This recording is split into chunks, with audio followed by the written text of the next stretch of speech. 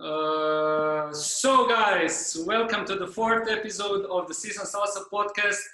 I have some very good and good friends and esteemed guests here on the other side of the wire, and I'm so happy, a little bit nervous to have this conversation because I think it's very important conversation, and these people have a lot to share. So without further ado, how are you guys? How are you? Good. Great, perfect. Great. Ready. Enjoying the evening. Okay, Very much. So I will first do a little bit exception. I will start with Adolfo just to say happy birthday, Adolfo. This is 29th today, right? Yes, 39. It's your I birthday thought it's today. 29, you know. How you rock and roll, it's really impressive. You know, I think you go for one of the hardest working people in our industry. And you know, it's like you are 5 or 10 years younger than what you are. Thank you. So congratulations on this. You. So thank you. I see also a lot of audience have joined in. Thank you very much for supporting. I've seen also many friends that have been supporting for all the podcasts. Thank you. This is the podcast are a little bit trying and exploring the world of salsa and Latin dance that we live in, and I'm very fortunate to have opportunity to speak with the people from the industry, especially of this category. So a little bit about the introduction. I will jump to the Moscow. Hello, Svetlana, how are you doing? St. Petersburg. Very well, St. thank you. Petersburg, sorry. It's close. Great. So, so just to introduce this lovely lady, Svetlana, I met her personally in Moscow. That's why I guess I'm confused a little bit. And I think I was a little bit cut for meeting you earlier because I heard about you. I heard about your classes, about what you do, and everything that you do from everybody I hear is a lot of praise. So very happy to have you here. Can you introduce yourself to our audience, please? Yeah, of course. Hi, everybody. I'm very happy to be here tonight. My name is Svetlana Ray. I'm a Russian salsa teacher, and I like to call myself Methodist because I finished psychological faculty of St. Petersburg State University. And since that time, I like to combine both knowledge that I have about dancing and about psychology, and create new courses and new programs that help dancers to improve their salsa better and to get to know different salsa things like musicality or spin technique or whatever. And lately, I just started to translate those courses in English. And I think, yeah, that's why I'm here, right? No, super. I mean, not just because I see that you do a lot of online things right now, and you have a really good following. And let's say, if I would say, not to offend, but maybe you might not be most well-known international star, but speaking to some people in the social dance circles, you are basically a very well-known dancer and teacher. So I'm glad to have you as a part kind of to represent the social dancing scene, because I see you have a lot of passion for social dance and talk. So you kind of represent this part and address the music from this category. So thank you for joining. Thank you. So the next guest, actually the first one that I said happy birthday, Adolfo Indacochea. I think a man that does not need a big introduction, the mambo prodigy, but also, as I said, a very hard-working guy, and that basically maybe I would dare to say is one of the most talented, but maybe not the most talented, but definitely the hardest working guy in the industry. That actually is good to hear that with the hard work you beat talent, and we can hear that every time. And so Adolfo, just can you say a few words about yourself? For who doesn't know me, my name is Adolfo Indacochea. I'm original from Peru, and you know, I live, I breathe, I eat mambo every day, and that's my thing. You know, like Vladimir says, I don't think I'm the most talented dancer ever or in the industry, but I do believe that with a little bit of talent and a lot of hard work and discipline, you can do a lot of things and be an inspiration for everybody, because like you said, like people put titles, Mambo Prince, the next Mambo King, and whatever, people like to put titles, and that's fine, but that is something that is you don't earn because you're a son of somebody, or you learn from somebody, or you train from somebody, or you just are raw talent.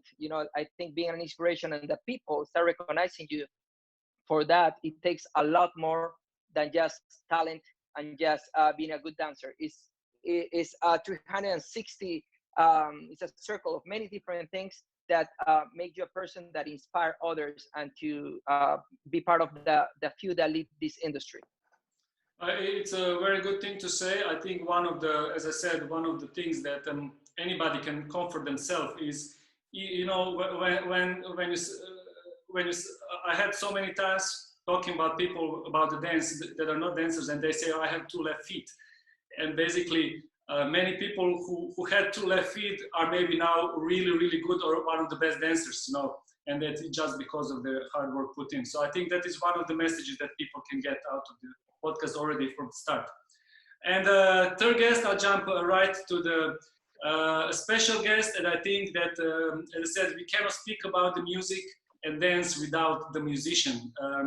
We can, talk about and lament a lot of things, but I think Joaquin is here from Tromboranga, that is kind of a watch guard, that we say what we say very carefully, we don't say stupid things. So Joaquin, very happy to have you here. Please, can you just introduce yourself to the audience? Yeah, sure. Hello, everyone. I am Joaquin Arteaga. I am a percussionist, composer, band leader from Tromboranga Salsa Orchestra. And also I've been teaching music and also musicality courses for quite a long time already. And I think the same as Adolfo, it's very important to be hard work. I don't consider myself either a talented guy, and all musicians know that I'm not a big talented guy, but you put a lot of work into it and, love, and that's all that you need to get better at it. So I guess that's what I'm here. No, but one of the reasons you are here is also because I see you one of the musicians, at least that I have access to, who works with dancers. I think there are a lot of musicians, really great musicians, but maybe they are not so connected with the social dance world. They create great pieces of music, but maybe they don't get the opportunity, or you just simply, they don't get in touch with a lot of social dancers and dance professionals in our world. And I think you have worked with a lot of them, so you kind of get our part of the coin also.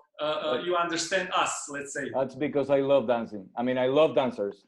Maybe I'm a frustrated dancer. I used to dance breakdance actually when I was young, and I love salsa. I love salsa dancing, and I love to see it also. So, and actually the first thing that why I started music was because the first time I played live, I saw people standing from the table and dancing, and that was an amazing feeling that I cannot describe the feeling of. If you come to Croatia or Balkan, you will see a lot of people dancing on the table. So it's. So I love it. I love it. Good. Look, so today's topic is music is the king. I chose kind of this title because I think without the music, of course, the dance kind of wouldn't exist. And I think there is a lot to say about the music that is maybe sometimes in the dance world not emphasized enough. So this topic is kind of, it goes in the direction in emphasizing about what kind of the connection of the music and dance, and maybe that dancers can get something out of it from this talk that can help them in their dance development and maybe personal development. So I would love to go back to Svetlana and ask actually all of you a few personal questions about the music. How did you get in contact, Svetlana, with Latin music? How was your kind of first connection and start? Okay, I got it. Actually, it happened many years ago because I started to dance ballroom dancing when I was 3 years old. And as you know, in ballroom dancing, you have Latin American program and European. And I always loved Latin American, even though now I realize that it is completely different music. Like what they call rumba is like completely, totally another thing. But still, I love the sound, the groove, and all this stuff. So when I finished ballroom, I think I was 11. I moved to flamenco because I didn't know that salsa exists, and I wanted something like con sabor, you know, like something groovy and nice. So that's why I went to flamenco. And when I was there, a girl from flamenco brought me to salsa. And since my first lesson, I just fell in love to salsa, and yeah, still I'm there. So I would say the whole way is like 26 years knowing Latin music, more or less the same way. Oh, that's really nice. Actually, you helped me with my next question, but first I'll repeat the same question to Adolfo, because I always heard stories, but never actually heard it from the man himself. Adolfo, how did you start, and why did you start dancing mambo, salsa? Well, actually, I was in Mexico studying my university, and in Peru, it's like any country from South America. You listen to salsa in the radio, in the room, in the restaurants, on the streets, on the market, everywhere. In the bus, everywhere. We have many stations for salsa, so it's something that you grow with. It's like you see a Peruvian that maybe don't know how to dance, but you see it on a corner with salsa music in the background, and you're just gonna see them, grooving, and you can see that flavor, right? So that's what I thought. Like, to dance salsa is something that you just have to feel you're born with, And when I was in Mexico studying my university, my roommate at that time told me, listen, let's go to take some salsa lessons, because the instructor just came back from Puerto Rico, from a congress, and he's teaching a new style of salsa, right? And I was, listen, I don't need to take salsa lessons because I'm Peruvian, and that you're born with that. You don't need to take lessons to dance. Either that's something that comes with the blood. And he was such a pain in the neck that I decided to go with him. And my first instructor, Adrian Arellano, a dancer from Mexico, that is a great dancer instructor as well. He just came back from Puerto Rico in 2001, I believe, and he brought two VHS instructional videos from Josie Nilia and Rogelio Moreno. And that's how he started teaching crossbody lead style, right? And I took my first class and I fell in love. And then since then, I started dancing nonstop. So did you like more the dance, or so basically you kind of knew the music and then you fell in love with the dance? Yeah, the thing is that I have been always involved with music, and I think that's, let's say, my secret, right? That I didn't even know, because all my life I was prepared for that. I played piano, guitar, and flute for over 10 years since I was a kid. Like I started when I was 4 years old, and I play hardcore. Like my dad, I had to be like sit down on the piano at least 2 hours a day, plus another hour in the guitar, another hour in the flute, like for many years. And then I did also karate for like 12 years. So that is also a dance, kata, So it's like I stopped playing them when my parents got divorced, because I was too little, and too little to realize my passion and if I wanted to keep playing or not. And I didn't have my teacher, so I just stopped playing. But I think all that helped me so much with the musicality. I feel the music in a different way, because I play a lot of time. So I think that's the secret, let's say, that helped me. No, that's some piece of information that, for example, I didn't know. So technically, it's a little bit cheating. No. So good. No, look, I feel like we all have that friend that took us to the dance or made us go to check that class or something. I think we all have that story. But thank you for sharing this intro. It's really nice to know this. But you both, Svetlana and you, mentioned one word that maybe Joaquin, I know he will know how to explain this. It's about the flavor or sabor in Spanish. So it's, I guess it's hard to explain to the beginner. I guess it's felt, either you feel it or not feel it. I don't know But maybe Joaquin, you can explain a little bit more from musical perspective. Why do we feel that sabor or feel good when we dance Latin music? And I think that is one of the very important reasons why people enjoy and dancing salsa anyway. Well, you want the technical? Give us both perspective, but keep it short, please. No, I think first of all, Latin music in general has a lot of syncopation, so that moves a lot of timing around you and energy. So I had a teacher that used to say, classical music, it's very on time. Everything has to start on the time, on one, and Latin music, or I don't like to say actually Latin music. I like to say everything that's Afro descendant from Africa, it tends to be laid back or anticipate to it. It's never on time, like us. Like, you say we have to arrive at 9 and then we arrive late, or maybe we arrive an hour before, and by the time you get already, we're already with two bottles of rum. But so the energy on the music is very all the time. It's anticipating to something that's going to happen or back. So everyone is expecting a hit there, and it doesn't hit. It hits later. So that creates an energy on music. It's a tension and release. Actually, that's what clave is. If you want to get technical about it. So the clave talks about a certain tension or a question that is going to go on, and then an answer. So that's why I think that what we call sabor, which means taste, is what it gives you precisely that want to dance, want to.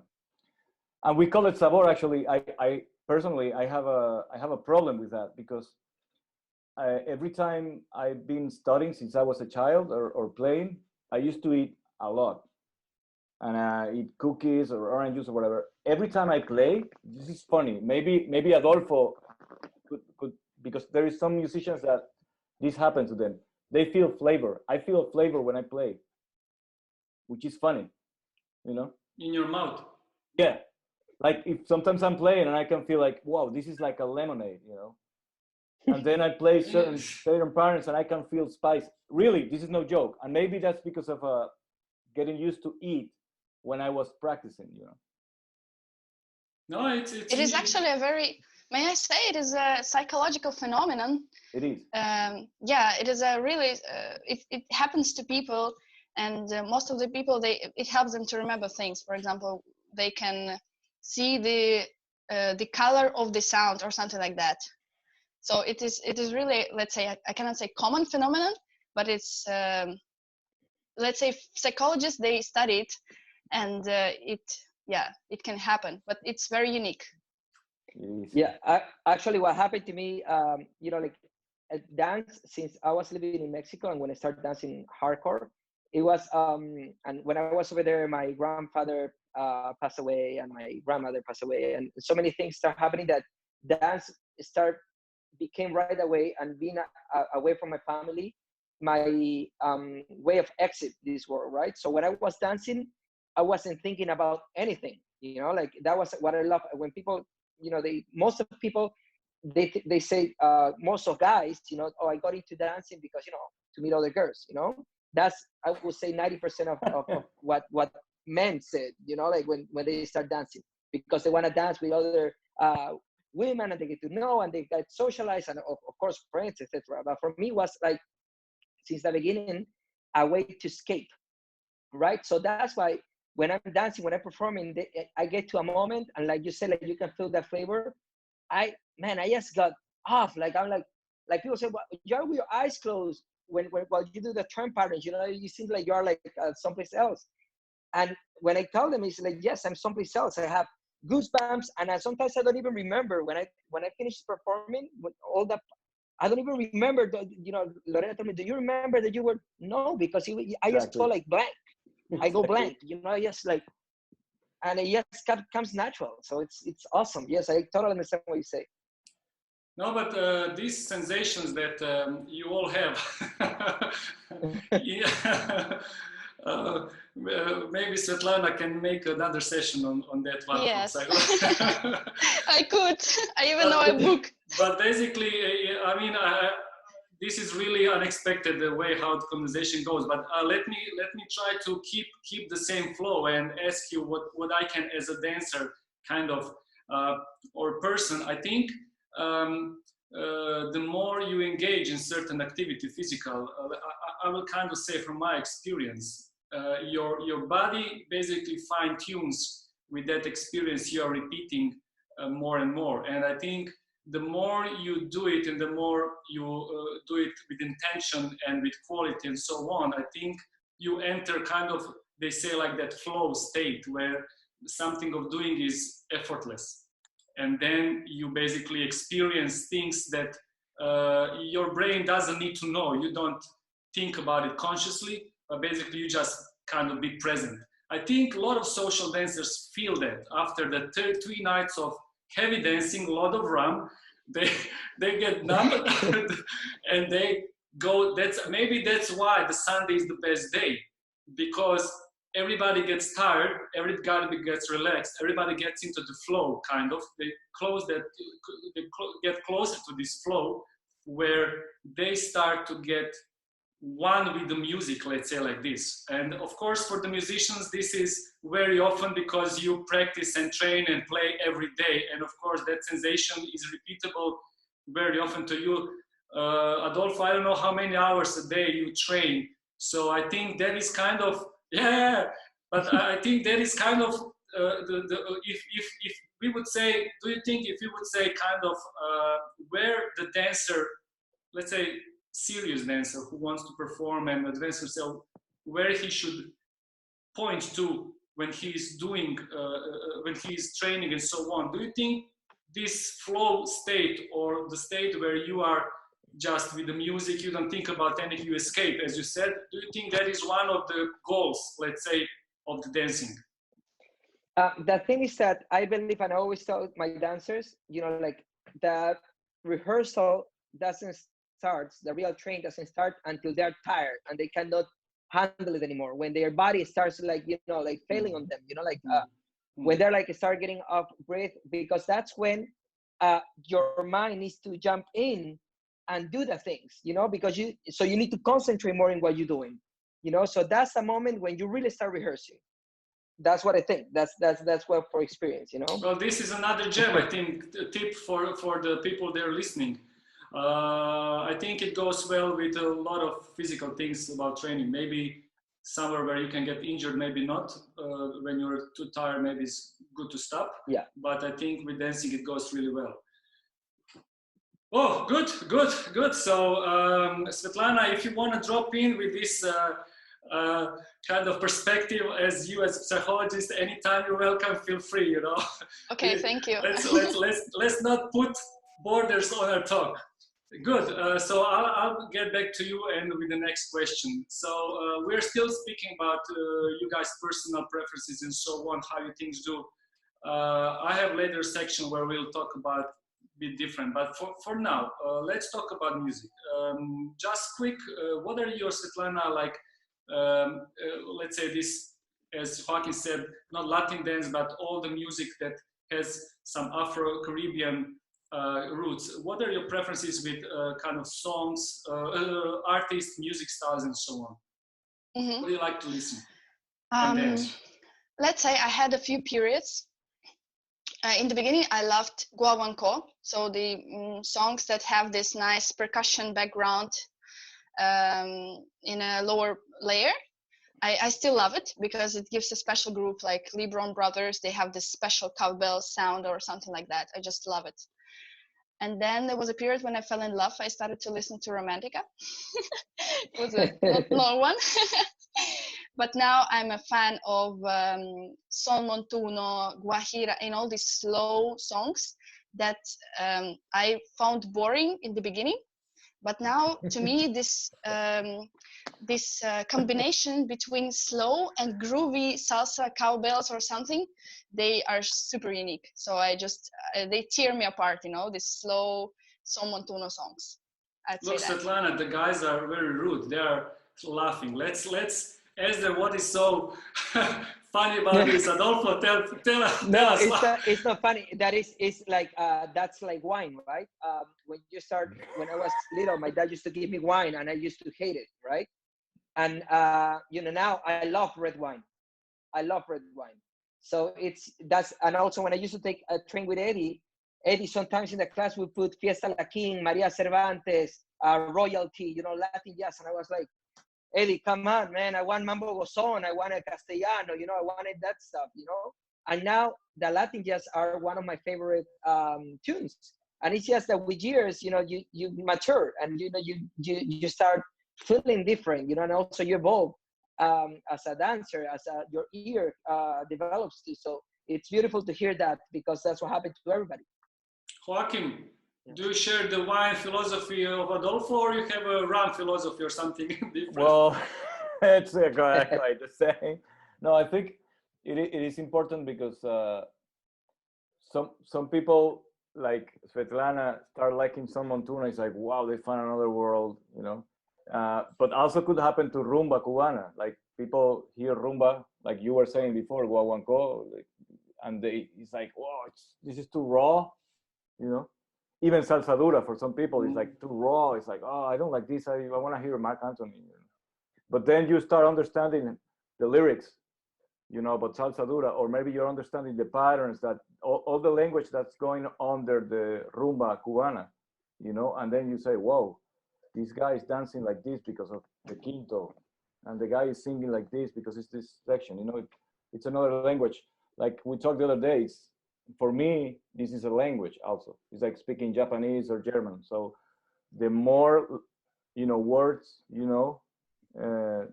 the better you understand. And then you could, kind of like better rumba than Son Montuno. I love Son Montuno too. I'm actually now in a stage of Son Montuno. I'm back. So I love Same here. Son That's Montuno, good. Changui, and rumba cubana. For me now, it's like, it's God, But do you so let's stick with this. Do you look at the music from a more, I guess you look more from musician's perspective than the dancer's perspective? Is that right? So if I would ask you, what is your, okay, you said rumba cubana, Son Montuno. So for example, these are your favorite kind of styles, musical expressions, and what about the artists who play them? And also, if you were social dancers, would it be the same when you dance like a? Well, definitely not. If I was a social dancer, maybe I don't know. It's like every person is different, but probably maybe raw rumba cubana, like Los Muñequitos de Matanza. You will never hear Los Muñequitos de Matanza on No. You will never hear Changui from Guantanamo, Grupo Changui de Guantanamo. They don't get to be played there because people don't dance Changui anyway. Or maybe it's too raw, Son Montuno, you could hear some Montunos. But that question is kind of personal, but I would definitely, as a dancer, I like to dance Son Montuno because of the way Son Montuno flows and the cadence. But some people don't like. Some people like better mambo because it's faster, maybe, and they can show. It depends. What is the reason why you dance? Okay, so obviously for someone who's going to festivals and doing classes and stuff like that, they want to practice their steps. So sometimes they forget what's sounding on, what the band is playing or what the DJ is putting. They just want to do the step, what we talk just the 73 and what they learn in the class. But you always have to remember that why is the reason why you dance, or at least that's the way I see it. And I dance to enjoy a certain moment with someone, and the more you dance, like Adolfo said, or I don't know if you said it, that if it's Sunday already at a festival, everyone is tired already. Yeah. And all the it's gone already Sunday night. So everyone is more relaxed. So you could see people dancing like more from the heart. from the heart, and it's Yeah. so much show off, but also listening more to the music, and please, I want to dance this, So, so for me, it's a very personal thing, It's, Good. No, I understand. I think it should be a personal thing in a way. We shouldn't be liking if you don't what everybody likes. You have your preference, and I think that makes us in a kind of unique, especially as a musician or dancer. It's expression of a kind of an art. You don't want to be like everybody else because you will never feel it yourself. Yeah. Can I say something because I forgot it? There is so many ideas. Because also there is a point here, a very important point that some people never talk about this, and there is also, we talk about dancers, but we talk only about dancers that goes to salsa festivals or salsa congresses in Europe or USA or whatever. But there is also the dancers that are not going to a dance festival just to learn. There is some people who just want to go, like Adolfo said that before he went to classes, he just dances. And there's some people that they just want to go to dance. Mm-hmm.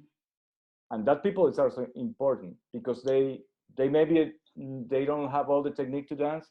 Maybe they don't even know how to turn, or maybe they start with the left or right, No. But they also want to enjoy. Of course, nobody ever excluded those people. Those people are included in this conversation, especially the people that go to dance studios and dance in local communities, basically make the most of the dancers that we speak about. But a little bit, let's go further with the questions. Adolfo, you mentioned some preferences of your, let's say, musical expressions, but how do you choose the music for your performances? So do you just go and check the artist you like? Do you look for some specific things in the song section, or how do you do it? Well, first of all, I've been some people may don't know it, but I've been collecting salsa, I think, since 2001, collecting like serious, like I jump into it. So I still have a lot of music that I haven't heard. And what I do, like, honestly, like all I listen to is salsa, and that's why people that is with me around, how can you do that? Like I had a road trip with Fernando, you can ask him. It was 7 hours driving to Rome from Calabria when he was doing the film, 7 hours going and 7 hours back. And I put all the time salsa. He was like, I can't believe that, like we listened to 14 hours straight salsa, because I just love to listen music. And that's why I find different tunes, even that my style goes a bit more with Puentes, because I think that's how I have very special connection with his music. But I listen to a lot of music, and honestly, the music for a show, yes, you need to have breaks. Yes, you need to have a part of mambo. You need to have nice breaks. You need to have that musical dynamic up and down. But for me, the first reason and the most important is that when I listen to it, it needs to give me goosebumps. If the music that I listen gives me goosebumps, that means that I'm gonna be able to show that to people and maybe make people having those good goosebumps when they see me dancing, because I can share what I feel. And if I'm able to share what I feel, they're gonna feel those goosebumps too. And that's what a lot of people sometimes tell me after the shows, oh, you made me feel goosebumps. And I'm like, yes, I was feeling them too. That's the whole thing for me. But do you, I completely understand, and it's logical. The music that inspires you, then you're inspired to express it. But if I would ask you, do you prefer certain artists, or you just simply do randomly? No, like you have to see, like my style always go through more like a kind of like New York style music, like orchestras from New York. I love Ismael Rivera too. I'm very old fashioned. I like old school music a lot, so I always try to look some old tunes that maybe they haven't done, but nowadays they have done everything. It's hard to find, and then now they're masterizing a lot of good music too. So, you know, I think I don't have a preference. I don't have a preference. I just, you know, like I said, whatever makes me feel those goosebumps, you know, even if it's somebody that I've done a few numbers from orchestras that nobody knows, like, and it's fine. You know, it's whatever makes me feel special. I don't Okay, have now controversial question, a bomb. I'll put you there. It's not in the script I sent you. But it just came to my mind. I've heard a lot of people saying, and it is true that a lot of your shows kind of look the same. Let's say kind of look the same, but still a lot of your shows are the last one performed, and most of the time get audience cheering and ovation, so on. So how do you comment on that? I comment on that I already have my style defined. So sometimes I throw a fast tune, sometimes I throw music with a lot of flavor, sometimes I throw something very elegant, and sometimes I throw something with cha-cha or night cha-cha. And what happens is that I'll say I'm 100% salsero, I'm 100% mambero. And nowadays, to see a show that is 100% salsa is hard. Now I would say 9 out of 10 shows are not salsa. And that's why people think that, oh, you're not doing something different. I'm not doing something different, first of all, because I don't know how to dance anything else. I don't know how to do ballet. I don't know how to do modern. I don't know how to do pop. I know how to do salsa. That's what I think I'm good at. And with all due respect of a lot of artists, like I said, I would say 99%, 9 out of 10 shows, one is salsa, the other 9 are fusion or are contamination. And it's not bad, but you know, like, let's don't put it the other way around. It's not the one that is doing just salsa, the one that is out. It's like, you know, the fusion that we have nowadays, that it's okay, people love it, but they're not dancing salsa, they do in fusion. So that is the difference. I'm the one that I like to stay to my, in my path of just doing salsa and mambo, what is characteristic, to show people also that there are those freaks like me that only do salsa, and that salsa by itself can get a standing ovation without any tricks, any dips, just dancing, just stepping, just doing partner work. And you know, nowadays every single break, the breaks come and it's a jump, it's a split, it's a flick. You know, like, there's no more, you know, in the breaks dance and you move your shoulders. So I'm trying to stick to that, because since everybody's going this way, I stay this way. That's how I put it. It's a good answer. No, look, I think this is really a good topic for a separate podcast, and it's about the salsa and the fusion thing. I think there's a lot to say about it. I think you summed up perfectly what you represent in a way. Svetlana, a question for you. First question: would you drive with Adolfo 7 hours and back listening only salsa? With great pleasure. With greatest pleasure. It would be my dream. Even if he puts Tito Rodriguez and Tito Puente all the time. No problem. I love it. Okay. Especially due to the fact that he owns us a drink and food. And lunch. And Ana ceviche. Okay, yeah. Okay. Look, Svetlana, so one question for you, similar to Adolfo, but is about social dancing. You know, we kind of, I see you representing both the teacher, but also a social dancer. So from a dancer, social dancer perspective, what is for you a good song for social dancing? And I already asked you, but if you can also connect it with maybe some examples of bands, singers, songs that you like to listen, to dance to on the party, festival, local, whatever.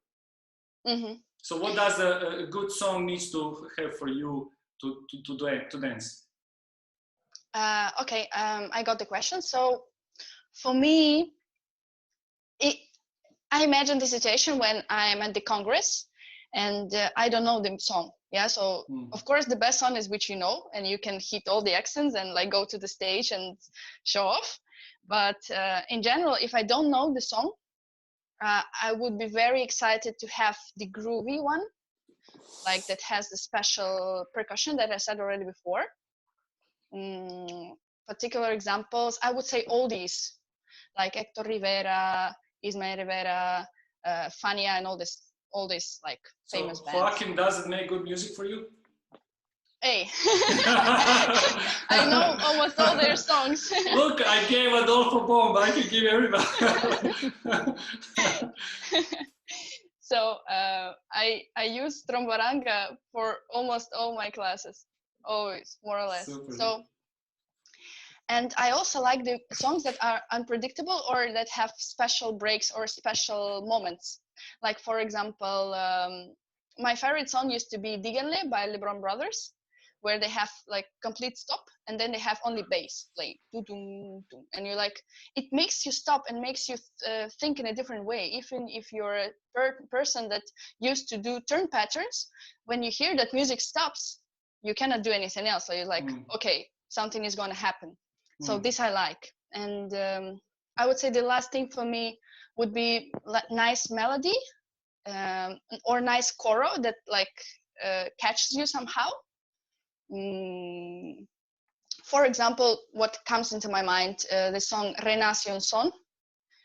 I remember I heard it in Prague Salsa Marathon. It was, I don't remember who, I came to DJ directly and I was like, I need this song, because I didn't like the beginning, but when they started to sing coro, I was like, wow, it was amazing. So the specific melody, I would say, and me particularly, personally, I like minor tunes. So I would prefer rather minor song like Triste Raval by Roberto Roena than like positive, like happy ones. Yeah. So we will come later to some talk about the timba and the others. So should I avoid you with that question? For sure. Ask it to Joaquin. Joaquin, how do you get inspired to write the music? And do you write the music and think about also the dancers? Or you simply put in everything that comes from the universe? How do you do it? How do musician makes the music? Yeah, especially Joaquin, when you change the clave inside of the song. But not be too technical, please. No, I'm not gonna be technical. I'm gonna try to keep myself short. No, how do I write the songs? I don't really think about the dancers, and I know a lot of people are gonna hate me to say that, but I'm sorry, I normally don't think when I write. So 99% of the songs, it's just, I could wake up at 4 a.m. and it's like an idea here, like, I don't know, Cambumbo, for example, it just came at 4 a.m. It's like because of something that I wrote I read on a newspaper about this African guy that got killed here in Barcelona. So I wrote it.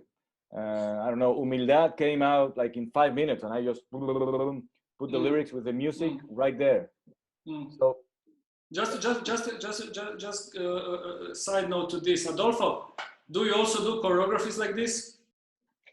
I was about to say it's the same thing that happened to dance, because people don't believe me when the question that always come out is like, oh, how long did it take you to choreograph, let's say, guarachera, right? That is one of our horse battle, right?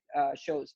I'm like, well, actually it took like an hour. I'm like, what do you mean like an hour? The thing is that people they think inspiration is gonna come when you want, and it doesn't work like that. People rehearse from 7 to 9 Tuesday and Wednesdays. Okay, guys, Tuesday we're gonna choreograph. I'm going there at 7 and the inspiration is not there. But maybe you are in your kitchen at 3 in the morning. Oh my God, it came, and in 10 minutes, boom, boom, boom, boom, boom, boom, boom, boom, boom, the whole thing came out. So that's how I, with years, and I think Joaquin can relate to that as well, from the musician point of view, you start learning how to feel that inspiration is coming to you. Like you start with a little thing and, oh, I got it. And you know that you cannot stop, because if you stop because maybe you need to take care of the baby, or you need to do something, you're, okay, well, I'll finish later. That's it. I messed up so many routines because I thought, oh, you know what? Yeah, we should go now. Let's go and do it later. No. That's it. Yes. Exactly. Yeah. That's true. Like once it comes, it could be at 12 at night, or could be at 12 during the day. When it comes, it's just like now. Before, I used to have a recorder, or I used to write it right away. but sometimes it went off. So I used to call myself when, you know, now it's everyone has a cell phone, but before I used to call myself to record on the machine, the melody, The voicemail. the lyrics, you know. But going back to the question, like I don't sit like I know a lot of people do, but I don't do. Just sit down. Today I'm gonna write a song for the dancers. You know, I cannot do that unless someone calls you. That has happened a lot. They call you. I want a song, and it has to talk about this, and it has to be on bomba rhythm and finish on timba. Okay, so then you sit down. But at the end, it's never natural. You know, but it could work for dancers, but at the end it doesn't have for me a song it doesn't necessarily have to do for the dancers. People dance as a consequence of what a song is about, you know. So Joaquin, how often does the inspiration come to you, may I ask? Almost, well, this is a good thing. Normally, to be honest and like clear, every day, but I go through stages. Like I could have a month that every day is like crazy, like my mind is going crazy, and I have to stop every time I'm sending messages and stuff, you know. So, and I'm busy a lot because I'm a manager also of Tromboranga, so I'm a lot of time in the phone or in the computer or writing, like you see, like I'm writing, or so I try to, you know, record everything, keep it on my mind. If I'm talking on the phone, I just hang up, I finish, I save it, and I keep it there. When I go back home, I put it on the piano, remember the lyric, I wrote everything down, and then I give it to the arranger to arrange it. But sometimes it could happen a month that I don't have any idea or nothing comes. But I don't mind that either. I think my mind, when it relaxes, a lot of people, for example, say that they write on the shower, and it's true. Because in the shower, when you jump, you're just relaxed. So you are not thinking, you know? So a lot of songs I have write on the shower, and it's true. I have got to get out of the shower, and it's like, shit. Don't forget that melody. This is amazing. Whoa, you know? On also, Tromboranga songs, especially with Tromboranga, I write with message. I like to be salsa dura, message. It has to be a message in at least in 80% of them. So sometimes I think of this idea that this is going on me, and I try to write it down, and then I put the melody on it. So that could come later. But sometimes it comes, boom, everything together. And 80% of the time comes everything together. Melody with the, like, for example, ¿Quién te dijo que esto es tuyo? ¿Quién te daba este orgullo? And that came just to saw the Trump wall thing, you know. That song just came for that. And Adolfo, sorry to interrupt you, Joaquin. Adolfo, do you think, well, it kind of, I will go back to this flow state. Do you think that creativity and inspiration is comes comes more if you put more effort in your work? It's like, can you increase your luck for getting the inspiration if you work harder? I think like the thing is that it's a lot like Joaquin said, there's a week maybe that I create I can do 4 choreographies. I have done in a week 2, 3, 4 choreographies, new ones, and then there's a period maybe that you have a lot of stress, you're very busy, that you don't create anything, right? But yes, I do believe that more you work, creativity is easy because you have more tools available, right? So like you have more ideas, it's more fresh, your brain is used to think faster. Like I have choreographed so many numbers for so many people, and you know, like they call me, they of course they ask me price, etc., and they want to come to the school for me to put a choreography for them. And all the time it's like, oh, Adolfo, remember I'm coming tomorrow, you already have the routine finished, right? And I'm like, no, you can come, but I don't have anything finished. What do you mean I'm coming tomorrow? No, because it doesn't work like that. I cannot sit and listen to your music and create. I already cut a song, and when I see you, when I'm there with you, it's gonna come there. And my brain is already used to that, you know, like to just put the music and at that moment start working with that. The creativity is like that, And can I say something? I'm not a professional dancer. Of course. But I think it works the same with the musicians in that matter, that sometimes you need to know also how do they move and how do they dance to kind of adapt the thing that you have on your mind to bring it to them, because maybe you wouldn't do the same choreography for another couple, right? Definitely. That is part of it too. Definitely. Great. We need to move forward because we are already almost done, but no, we're done with the questions. So I think we'll have a little bit more chat. We will not stop at 1 hour. We need to finish this properly. So, Joaquin, we had a touchy conversation, actually not touchy, but we had kind of split opinions. Spicy. Regarding the Cuban music, the mambo rooms, the mambo music, and so on. So I will just ask the question. What do you think about the the music produced in Cuba? So I will call it kind of Cuban music. So from Cuban bands, and what is the difference between that music made in Cuba and the music which is, let's say, mambo music, the salsa music? It seems that the music is main the divisor, how they say, main problem in making our scene in a two kind of ways. We have salsa dancers, Cuban dancers, and they go, we need to provide them with the different rooms and so on. So it's a question that has been bugging the scene for 20 years. But as a musician, can you explain us what is that difference that salseros don't like the Cuban music, or not all, and Cuban dancers simply like more the flavor, or what it is about the Cuban music?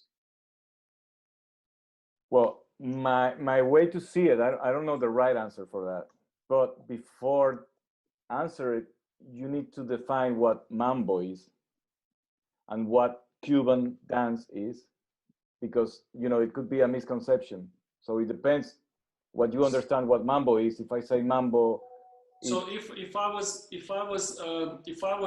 kind of more specific about it, when you go to a local club or a festival and there's a party for the Cuban kind of dancers, let's say, you will hear a lot of timbas,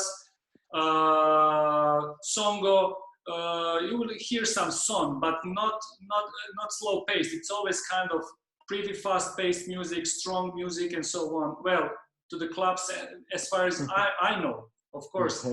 And when you go to the mambo clubs, there's a lot of salsa music, either salsa romantica, all these, the Goldie salsa, but it's mostly, a lot of music from Puerto Rico.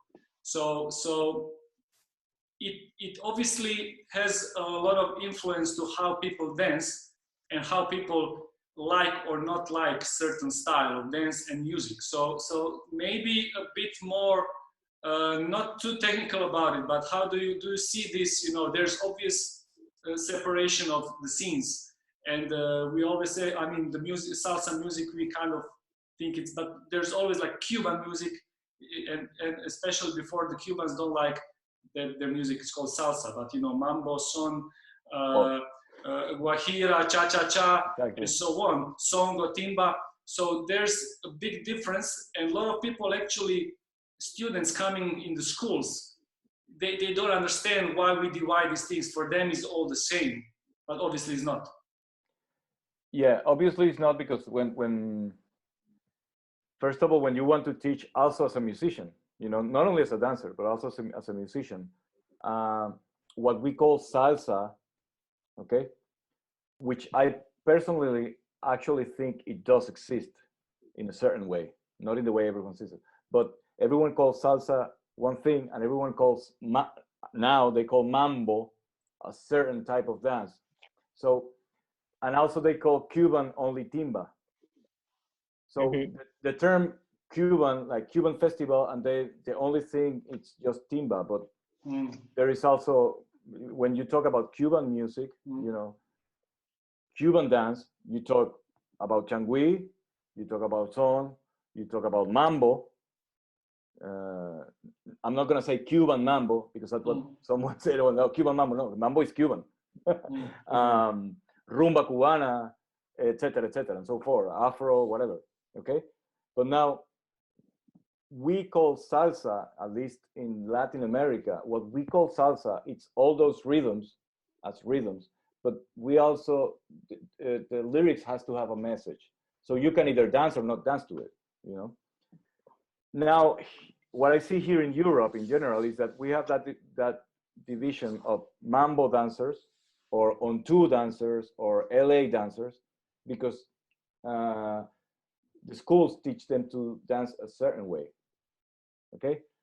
Now, a lot of Cubans, like Cubans that come from Cuba, not Cuban dancers, but Cuban that comes from Cuba, they see that and they don't understand it because it's a different way, totally different way from what they do in Cuba, where it was everything born.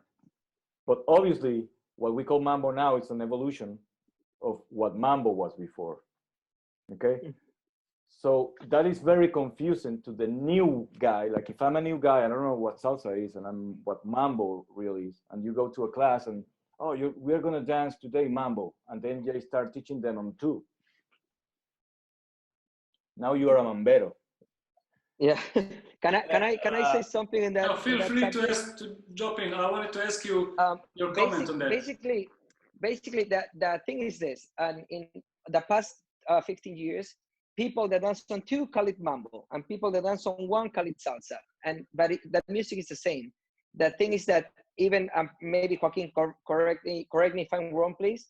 Clave is the same. You know, in son montuno or in any salsa that we use, clave is the same. So it comes from the same root.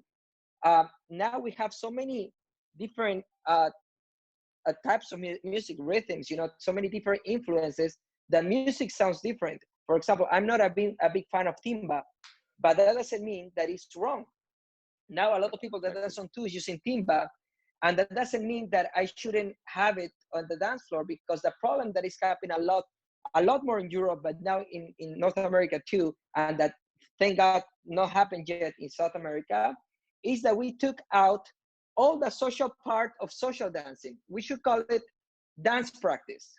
You know, the nights at the congresses look more like dance practice, because it's what I learned in my school, that way even my students lesson two, they only want some kind of music. And we took out all the social part, because I cannot be in the party, hanging around, having a drink, talking with people, because I'm in a room that it has all the music, the same type of music all the time. And I took out all the social part. That's why in South America, and I always say I would love to go back to congresses like you have a merengue, you have a song, you have a timba, you have something from Puente, you have music like it keeps being different, and it gives you time for the social part of the dance. To, you know, maybe even being in the same room with the bachateros, with the Cubans, you know, that's what makes this salsa so special. And we are just taking it out. We're taking Adolfo, it out. For me, it's a big mistake. I've heard that. I've heard that many times, and I think a lot of especially advanced dancers agree on that. But a lot of there's also other dancers that simply you put Cuban, for example, mambo dancers, you put some Cuban music, they complain. It's like something has happened that we are kind of fighting that kind of status where when you're on the salsa festival, you have a salsa room, you don't put Cuban, you don't put merengue. There is certain kind of, it's like somebody programmed people, you know. Is it like this? Just give it the point. Someone programmed people. Just a second. Some program people? Just a second. Not only that, pay attention. I would say 80 to 90% of the music they use is Cuban. But people now identify Cuban music with timba. And it's not true. Like Cuban music is so, like, that's the problem. I put a lot of Cuban music. And if you talk about Machito Cuban too, Mario Balsa, all of them, you know, like it's all Cuban. And people say that that's not Cuban. That's why it's just a misunderstanding. It's like we should have more people like musicians like Joaquin to teach a little bit of this, because Cuban is not just timba, and that's a problem. Adolfo, I'm sorry, I just may interrupt for a second. I want to say that the situation is even worse, because we once we had a congress, and a DJ friend of mine, she was playing, she had to play mix like 2 songs like on line dancing, for line dancing, and 2 Cuban. And while she was playing Los Mamberos, a guy came to her and said, "When will be the Cuban music? Come on." So people just sometimes cannot distinguish. This is also a problem. This is a great. Sorry. Well, this is a great comment. About the Sorry. cultural thing. The cultural thing is important, you know, and we are missing on the cultural side of dancing and music.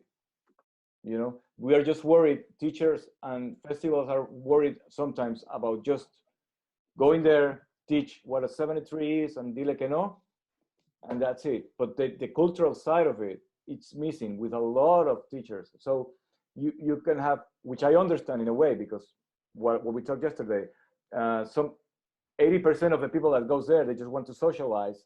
They don't care if Habana de Primera is from Cuba or from Puerto Rico, or if they're playing changui and the other one is rumba. They just want to socialize. But now to the next question that you said. It's okay. really good what you said. I want to continue on your question, just with the question, and then you can finish and then continue. You mentioned Havana de Primera. So I see Havana de Primera, one of the bands that is kind of the DJs in between, in the salsa room. In between. Yes, they are not afraid to put Havana de Primera in the salsa room. They might be afraid to put some Los Mamberos or not, but Elito Reve, I'm not sure, you know, or some other, some more strong timba sounds. So while then you go to the Cuban room, and many times I've been there, there's this good, crazy atmosphere, but after 2 songs, you want to get out because you're all sweaty, done, finished, and so on. So why, as a musician, can you tell us why mambo dancers, salsa dancers love the sound of Havana de Primera? What does it have? It's pure Cuban band. It's one of the most, I think, listened band in our Latin, in our community, dance community. It's from Cuba, but salsa people love it, and the Cuban people love it. So, what do you say on this? I'm. What is the secret? We have to go back about the mambo dancers. Yes. What you call mambo dancers. If I don't agree totally in that of what you say, that mambo dancers like Havana de Primera to dance. Maybe in some countries, but I've been lucky to go around, and I don't agree on that. Anyway, it's comparing to what you say about Havana de Primera. Sometimes you could hear also on Cuban rooms, you could hear sometimes Mark Anthony. You know, sometimes it's about the production behind it. Okay. I don't know if I explain myself good with this. Sometimes the production behind it, all the marketing that's around it, so people hear it. But I don't think so, you know, because either you, I would go to your before what you said. Either you like it personally or not. When the song play, you don't think, oh, this is Havana de Primera, I need to like it. Either you like it or you don't like the song. For example, give me a song. An example of a song. Of Havana, me dicen Cuba. Okay, so for example, me dicen Cuba, Adolfo, would you dance mambo? The thing is that if you ask me as a mambo dancer, it wouldn't be my choice to dance on 2, but also it doesn't bother me so much because of the timing. You know, like that the type of music that Havana Primera has is more like I call it like a it's a song more kind of like, yeah, yes, it's very, yes, the pulse is, so it's very slow in a way. Yeah. Yeah, so it's not like if they put you Elito Reve, you know, like has a different motion. For me, like to dance a straight timba on 2 is awkward. You know, I want to dance it on 1. But yes, Havana Primera, I like it, it wouldn't be my choice. Like if you put me 2-3 songs of Havana Primera on a row, I would like, come on, man. Like to dance on two I don't like it. I don't mind if I have one-ish, I don't know, 7-8 songs, you know, like it's fine. But that's what I'm saying. Like that is taste at the end, because I'm sure I'm gonna find people that dance on two that like it a lot, because probably have different background, and there's people that dance on two that they will hate it. Yeah. So I think it has a lot to do with taste. So at the end, the answer will be for technically speaking, white mambo dancers like Havana de Primera also to dance will be the timing, the pulse. Yes. No, guys, may I interfere for a second? If you get any NG La Banda or something like that, it's faster. You know, the attitude is more aggressive and more radical. Let's hear Svetlana. Sorry, I just thought that you don't hear. Just jump in. I'm you are a lady, you're always right. We in St. Petersburg, we're not used to jump in the conversation. Just jump However, in. So I just wanted to say, in my feeling, when we listen to timba, we have a special groove that hits downbeats. So it's kind of a heavy groove. It's like hits the downbeats 1, 3, 5, 7, and to this special groove, it has a special type of singing. To me, it reminds a bit like a rap. You know, when they rap, so you have a tum chiki tum chiki tum chiki tum, and on this groove, it's more how to say, convenient to sing like con las manos en la masa, la cubana, something like this, you know. And, but when we talk about mambo, there is upbeat, up groove, yeah, that grooves up, how to say, up 2, 6, 4, 8, and to this kind of groove, this kind of singing doesn't fit. So the singing is more melodical, and this what I think that Abreu has. So his way of singing is more melodical. That's why even some teachers, they can be confused, because the music is, especially in the beginning, they don't have a lot of instruments, and the way how he sings, it gives us a little feeling, familiar feeling to the music that we're used to. Yeah, can I ask you something to Joaquin? Joaquin, just a question. What clave does timba uses? Normally, because timba, it's the definition to play timba is basically son funkier. So they tend to use 90% of the time rumba clave. Yeah. Exactly. That's what I wanted to get. That's why dancing on two it's so uncomfortable sometimes. Yeah. Yes. I know. No. Dance rumba, dance on two with rumba clave is very uncomfortable because it's kind of funkier. Yeah. But also the timing. What you said is true. The timing to dance mambo on two type of thing, it cannot go faster than 198 beats per minute, because you won't be able to step on two and do all the turns. It won't. Exactly. That's why I got surprised when I learned how to dance son, because I learned how to dance on clave. That is so different than to dance New York style, because on New York style we step on the 1, 2, 3, 5, 6, 7, right? So that even if you dance a timba, it's easier. But if you dance like song, straight song, it's different. And what Joaquin says is true. Like you cannot go so fast, because then I always explain, you know, like it's so important to know how to dance both, because sometimes they put even romanticas, you know, like slow salsa romanticas, that if I dance it 1, 2, 3, 5, 6, 7, I feel like I have to like fly almost in the step. It's too like, I don't feel it. It's not a nice feeling. But if I dance it on song tempo, it's so nice. But then if you put me something up tempo, like, I don't know, Azulito, no? Pam, pam, param, pam, pam, param, pam, paru, pam, paru, pam.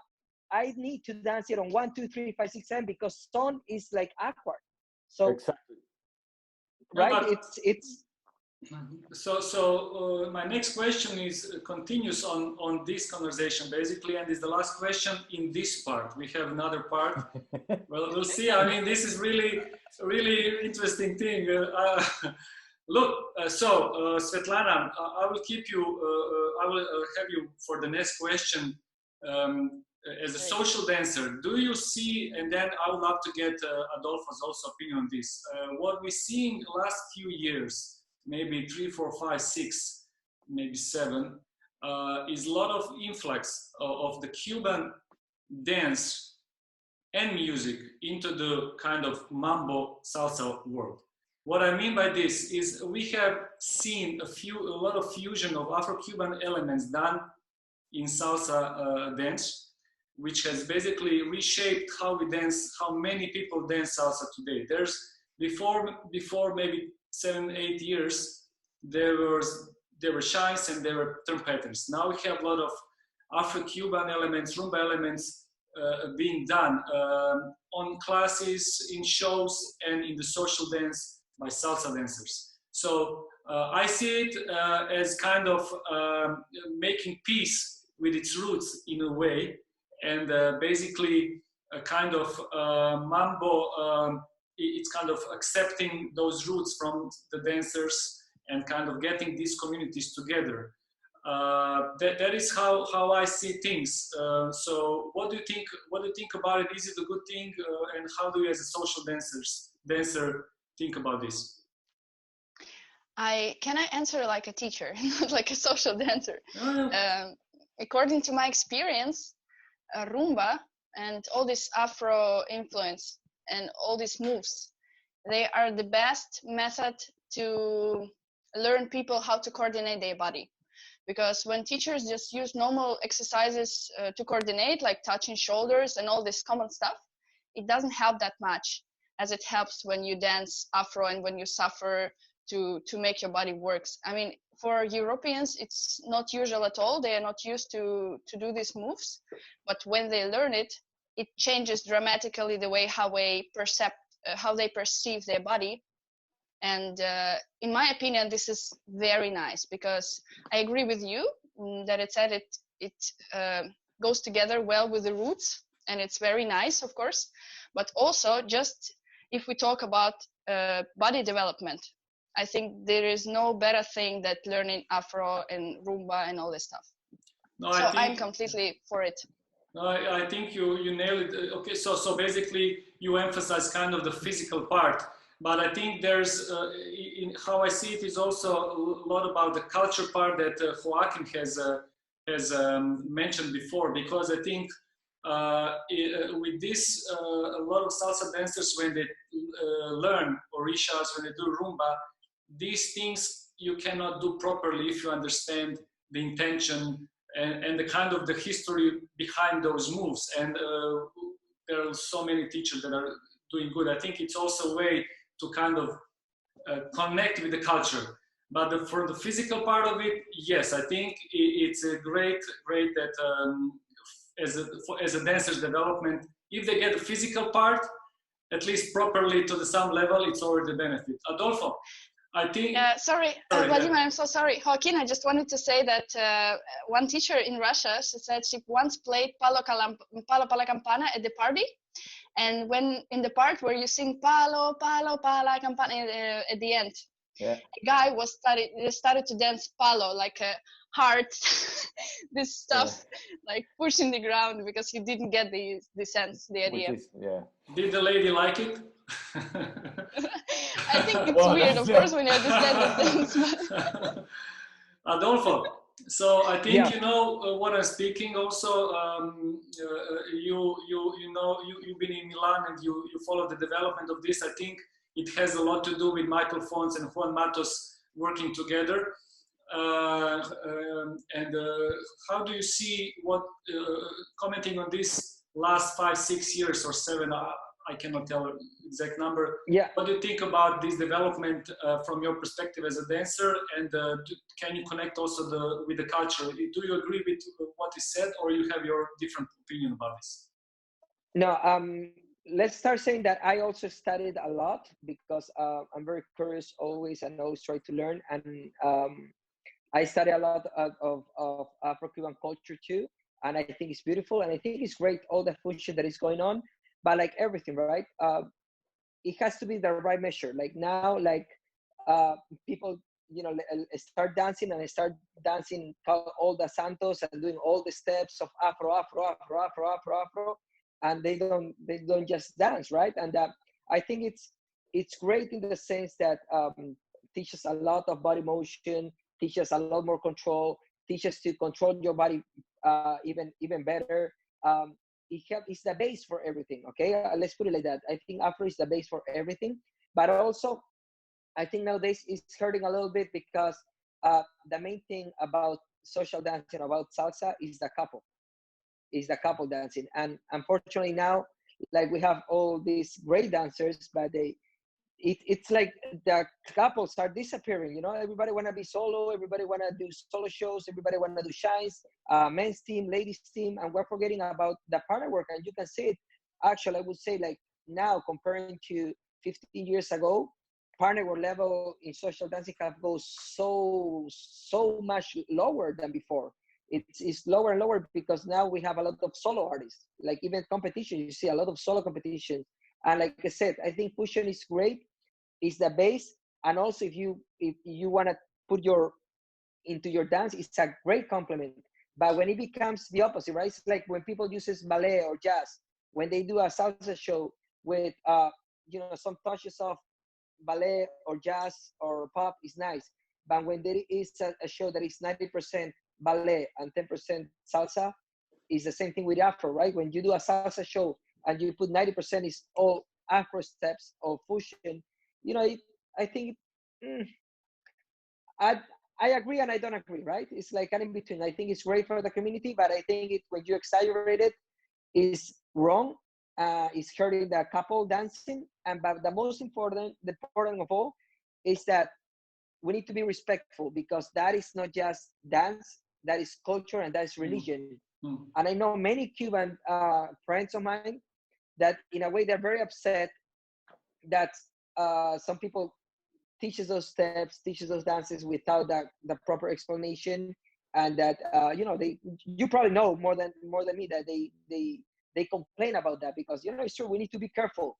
We need to be careful because it's not just random steps, Actually, I can back up that, because on our event, Salsa Festival in Ravine, we have, as you know, both mambo and strong Cuban lineup. And when I wanted to have some teachers from Cuban teachers do some rumba or Afro-Cuban, and they were good teachers. And I was surprised when they told me they don't feel enough competent to do it, while there were some bigger names there behind in the same lineup, because they wouldn't go there to teach something they don't feel are worthy. And they are great dancers, but they didn't want to go there to. You could see that it's a kind of, if I'm not good to do this kind of let's say religious or cultural dances, they don't want to go there. Just to say hi to Mario. And Mario, thank you very much for watching all the time, following the podcast and support. And I think you would say a lot of things if you were here live. And be prepared for some next session of the podcast. I would love to have you here. And everybody knows how you work strong for the social dance and the partner work. And I think, yes, you would agree with Adolfo about this now. Sorry, Joaquin, you wanted to just address something that we said? I just wanted to give an example, because it's true. It happens the same as in music about the Afro-Cuban stuff. Musicians and dancers respect it a lot when there is someone that it's, let's say, a black belt. Or I don't know how you say in English, décimo dan, or if there is a black belt there and you are brown. Levels of black belt. Yeah. You respect the black belt. You know what I mean? Yeah. So it is very important, especially because all the Bata or Yoruba and all the Afro dancers, it has a religious side of it. So they respect that a lot. It's the same what we were talking about martial arts. I've been doing martial arts all my life, but if I have a black belt that is higher than me, you respect that, because obviously they've been longer than you. So it's kind of the respect that you do to the musicians or the dancers that are there. Yeah, I think it's also a nice thing to nurture this respect. I think we in our community have passed a lot of stages of our development, and I think it's so nice when you see a lot of this. Let's say we have a lot of really decent, nice people working in industry. I think, well, I would say most of them are. And I think it's because of this mutual respect that everybody puts hard work with a passion in this. I need to move on to the next question because we'll be stuck here forever. Svetlana. And it's my birthday. They're waiting for me. Yeah. Look, I'll speed it up. Sorry, Adolfo, if we keep you long. Don't worry. But it's very interesting, and you are guys putting a lot of gems in here, and who knows when I will have a chance to have you again. So I would love just to get on with it in terms of the next section. And Svetlana and Adolfo, I would love to have your opinion about learning dance. When you started to learn dance, how was your experience? Can you remember when you started to learn? Was it the music part involved? Did you learn also about the music, or how is it for you? You know, how did you have experience?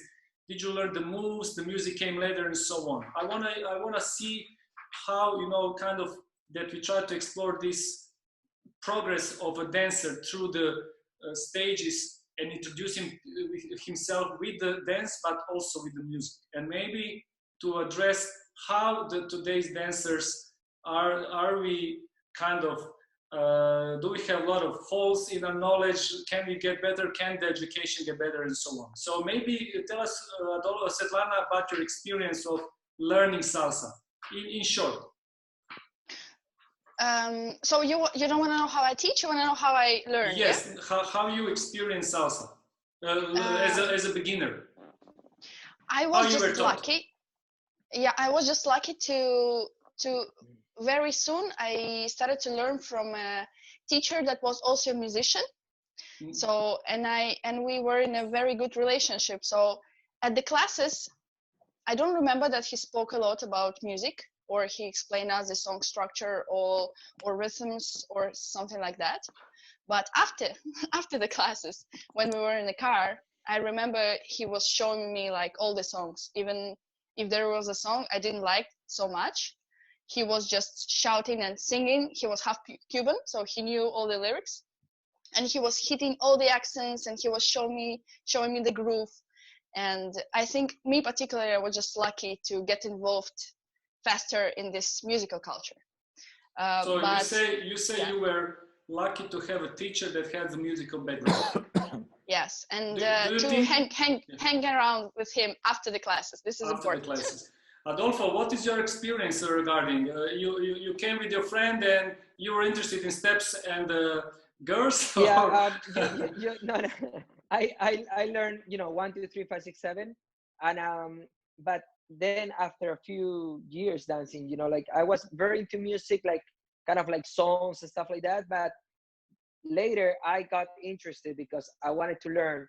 I wanted to understand, let's say, Conga language, right? I wanted to understand what it has to do with the clave and all that. So I studied after. It was an interest that came after. And nowadays, when I teach to my beginners, all my beginners start with chica paca, chica king, because I think, they relate so much more to sounds than to counts. Svetlana, can you say how, thank you, Adolfo, I'll try to go with quick answers like this. Svetlana, how do you teach the beginners? Because Adolfo now mentioned he taught, I think, like everybody else on the count, probably on one, yes? You first, as I remember, on one. On one, yeah. But now, when he traveled all this path that he traveled, as a professional dancer, as a great professional dancer, he decided to teach the dance not by counts but by the music. What do you think about it, and how do you prefer to teach beginners? I think it's a very nice question. As a psychologist, I think that it's a very nice question about what is better, to teach on counts or on sounds. No. And there's no wrong answer. There's no wrong answer. Yeah, there's for just, sure. different approach.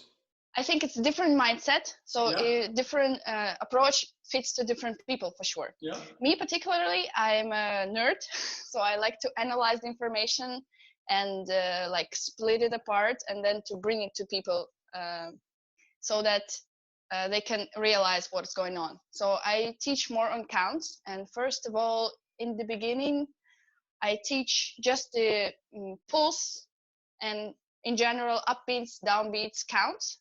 All what is necessary just to stay on rhythm.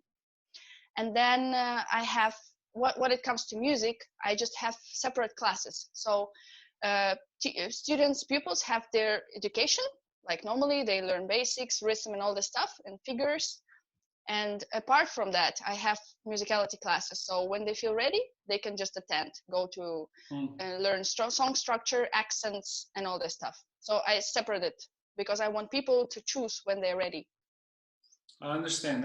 Adolfo, what do you think? So Svetlana, can you comment on Adolfo's way? Do you think it may be better for certain audience, or maybe better for himself as a person, or what do you? I'm not saying I'm not saying you need to say it's better or worse than what you do, but what you say on his method of teaching, or not just his. That method of teaching with the music at the beginning. Svetlana, it's for you question. Is it for me? Sorry. I'm waiting for Adolfo to answer. Sorry, can you please repeat the question? So what do you think about Adolfo's method of teaching? What do I think about that's so. To be honest, I think that together with Adolfo's method is perfect because I think that when you feel that the person really perceives the information the same way. So when I look at Adolfo, when I look at you, I will address you. I see that you feel the music in a way how you dance it. So I could get into your mind and realize what you're thinking and how do you feel in it. So when you're at the class and when you say this, how do you chaka taka tuka chika paka, yeah. I would feel it because I think that you when you say it, you also transfer some information with your body and with your mindset, with your perception of music. So I think in your case, it would work perfectly. If I would teach that, I think I would fail. Because I don't have it, I prefer more counts. Joaquin. Did I answer the question, Vladimir? Beautiful. There's no better answer than that. Beautiful. Joaquin, can you please comment on both ways of teaching the beginners into the world of salsa, mambo, Cuban salsa, and can you also comment? Comment on saying, if I say the Cubans are teaching more on the music and the kind of Westerners are teaching more on the count and kind of, you know what I'm getting there. So what is, can you comment on both? And feel free to say your opinion if you prefer something or no, and you need to back it up. Why, of course. Yeah. No, I'm always saying my opinion, so I don't have nothing to lose. I'm not a dancer. So we need your opinion as a musician. It doesn't mean you are right because these guys are teaching successfully dancers. Yeah, exactly. But we want musician's opinion. No, what I mean by that is well, first, let's not say Cubans, let's say Latin America in general, because I think there's very good schools also in Latin America in general. But where to start? I think both methods are good, but as I said some days ago, it's very important to think first who you're teaching, because you have all the information, but to teach that, I won't teach the same, maybe someone who's been hearing salsa all his life to someone maybe in St. Petersburg that doesn't even know what a cowbell is or a conga is, you know? So first of all, if I was a teacher, I don't know. I know this is not commercially right, okay, which is different. But as a teacher, you first need to know if the person you are teaching has coordination. because if they hear very good, but they cannot coordinate, move your right feet with your left hand, then you have a problem. Then you have to teach them first a little bit of coordination. But maybe they could be very good coordinated, but then they don't hear. So you need to teach them how to hear and how, how music works and what is the sound, how a conga sound, how the bass sound, how the cowbell sound, So obviously this is not commercially good for anyone. If you start a class teaching, coordination or stuff like that, they will go. That's why I think it's very important to see, let's say, what's the target, okay? Obviously, if you're teaching professionals also, if I'm doing a musicality class, I wouldn't teach the same professional to someone that is beginning and doesn't even know what clave is. But we are speaking about beginners. Yeah. For beginners, if I have a beginner from Caracas, Venezuela, I know I'm going to put music and they will follow. But if I have a beginner from Barcelona or let's say Italy or somewhere else, real beginner, and never had heard salsa, and you see that he doesn't react to music, you first have to make them understand the cultural side of it. Because if not, for the student, salsa or bachata or whatever, it just becomes 50 steps that they taught in 1 year. But they don't know anything. Why are they doing these steps? Because there's music there, and there is a mambo, and there is a chorus that's saying something, and there is a dynamic that the bells goes up, and then So I think it's very important, especially in Europe, to at least put a little seed on the student at the first classes to understand what the cultural side of the music is. Because at the end, what you're dancing is music. You're not dancing alone. Adolfo, so would you kind of go here with Joaquin and agree that would you change your way of teaching if you go to Japan or Germany, or if you're teaching in New York or Peru or Venezuela or somewhere? Or you would if we're talking about beginners, like Joaquin said, I introduced them the sounds of conga. Then after introduce just one of the patterns, right? Because there are many different patterns, but I teach them that's a simple pattern with one conga, simple pattern with two congas. Then the sound of the clave, the cowbell, the bass of timbales. I like with some apps now that we have with the sounds, I teach them how to connect that with just side step with the basic, right? Because I believe like at the beginning, when they're beginners, it's like when you have a baby, right?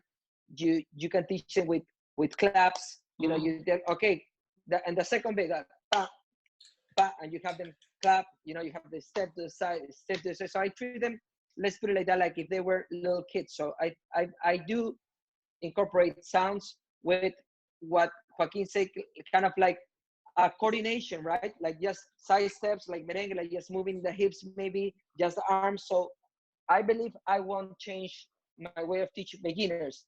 If I'm going to New York to do an open class or a class for people that already dance a little bit, of course, I will go straight with counts. Doesn't matter. That's what I would do. No, what I'm getting here is the following. The idea is that today dancers, well, I guess most teachers are still, that's what my understanding is, maybe I'm wrong, but maybe you can help me with it, that most teachers still today emphasize and teach people, even both beginners or advanced classes, on counts. So where, in your opinion, I'll go back to Svetlana, but we can answer that quick also, Adolfo, where in your opinion should we, or do we need to introduce people to the music? Because it seems that without the good explanation of the music to the students, we lose the opportunity at the beginning or close to beginning to kind of get them dancing to the music, on the music, or however you want to go. And that is kind of one comment that we have been a lot of hearing is like all people dance the same, they just concentrate on the moves. And now we try to compensate this in the festivals with musicality classes, with classes of this, classes of that, just to get the people dancing on music. So obviously music is very important for dance. And is it important to get them dancing on music as soon as possible? Or there is, when they should be starting kind of, where should be involving people more with the music, students? Svetlana, please, you, right? and then, Mm-hmm. yeah. So I believe that it has to start as soon as possible, but me personally, myself, I wouldn't do it at the classes. So in my school, students, they start to learn about instrumental patterns after a year. But I try to involve them in music in a different way. So at the parties, do some workshops, additional workshops, or we have a small like conversation after the class where we discuss some stuff or something. So I believe that when students are in the beginning of the education at the class, they have so many tasks to do. So as I can say it as psychologist, so their brain is out of, like, there are so many tasks to coordinate with your body, with the rhythm, with the partner inside of like your arms and all the stuff. So if you add there, like, okay, you have to get in close position when you hear intro, and then when you hear coro pregón, you have to do solo. The brain will explode, yeah? So I prefer not to give them additional tasks during the classes, but to involve them in the culture in general, because I think this is how it should. This gets a little easier and more natural to people when they hear at the party that the song is amazing, or a little bit of the history of the song, or a little bit about singer and all that stuff. So I prefer it to be done in this way. Okay, quick question to you and then to all of you. If you were to teach an 8-year-old kid to dance salsa, how would you do it? With music or with counts? Oh, to me. To everybody, but I have you first. I'm very bad at teaching kids. I'm the worst. I'm afraid of kids. If you were to teach, no, look, if you were to teach dance in a way just to dance, not to be a professional dancer, but to start teaching kids with the dance, I will explain why I asked this question later, but would you choose to do it with the counts, your way of teaching, or would you do it with the music? As we suppose that I don't have any experience with teaching kids, I would just look at the kid, play some music, and see how does this creature react. So if I see that it moves, I will teach with sounds. You don't have your kids right now. Sorry. Okay. Adolfo, can you tell us how would you work with this creature? Definitely with this creature, I will put some music. But music, when I talk about when you talk about music, for me, music is if they just have the sound of the conga. Yeah. That is music. Yeah, exactly. That's how I would start, or just with the sound of one instrument. That's how I would start, so they can relate. And kids, they're gonna pick up so quick, man, to those sounds of the conga. And you can do with like games, but definitely with sounds. And also, what I wanted to make clear is that what she's saying is is so true, that at the beginning they are so worried about so many things, and with a partner work too, and they have to lead and stuff. And that's why I jump on the side with a non-commercial way, like Joaquin said. I always say that my way of teaching beginners is not very commercial, and that's the first thing I tell to all my students when they walk in. By saying commercial, you think what Svetlana, like 1, 2, 3, 4, 5, 6, 7. That's what does it mean commercial? No. I don't mean no commercial. I mean like it's not very easy to sell at the beginning. Yeah. Entertaining. Why? Because when they come, if you come to my class for the first time, I'm gonna tell you, Vladimir, listen, if what you want is learn, kind of quick, so you can go have fun to the nightclub and dance with other people, partner will right away. This is not a place for you. You don't entertain in a sense. Yeah. Okay. I'm gonna take my time, because for me it's more important that first you learn how to dance on timing, how to learn how to dance for yourself, so that you can do your basic by yourself, and learn how to move your body. I'm not gonna put you a partner. You do partner work in your first lesson when you cannot even do your basic on the proper time. So I always tell them, like, at least a month, 8 lessons without doing non-partner work at all. They have to learn how to step. That's what I'm saying. It's not very attractive at the beginning, because nowadays, like of course, and I understand it's also a business and it's a different way to teach. People put to teach partner work in even the first lesson, even for 10 minutes, 20 minutes, whatever it is. And it's okay. But, you know, I just kind of like see that my students on the long run, they perform a lot better when they learn how to dance, how to keep their time. And then when I put them in to do partner work, right away, even if I have to switch the time back, because I don't go with counts. I don't tell the guys, this is your 6, you go, this is your 2. I go with the sounds, and because dancing on Tucson or dancing on New York is basically the same. So I try to, and they're gonna follow me. So the first even 2-3 weeks, they don't even hear numbers. They say king, pa, king, pa, king. So they get used to that. And if you put them to that, to do partner work, they don't understand what is 6, what is 2, doesn't matter. They just know that they have to mirror themselves. So I introduce them the numbers little by little, but my class is 100% music from the first lesson. You're gonna be dancing in the first 20 minutes of your class, even if your first class, you're gonna be doing with the tempo fuerte, king, king, right? You're gonna go very simple, but with the music right away. After 5 minutes of lesson, you're gonna be doing music. I think most of the teachers would agree with you about this, but I think they also fight with that commercial part, you know, how to keep the people, you know, because I think people come with a lot of expectations when they come to the class, you know, maybe they saw a movie where this guy came to a girl, danced with her, and kind of, you know, they come with their story in their heads about what they're going to learn there, and then they start doing king, pa, and they don't kind of, what is this, you know, I'm out of this place. So I think a lot of teachers are kind of trying to get this balance of if they want to kind of continue with their passion, they cannot do it without the students. So I think a lot of them agree with what you said. Of course, there is comment also on Svetlana, if they already have a lot to think about just by themselves, you know, the music, the body, the hands, and then you put them in the partner work after 2 classes, it all falls apart. So I think your approach is definitely one of the quickest, obviously coming from you that produces great dancers, but I think a lot of people are struggling for that commercial part. So short answer, for the kid, you would do with the music. Definitely. Joaquin, now it's your turn.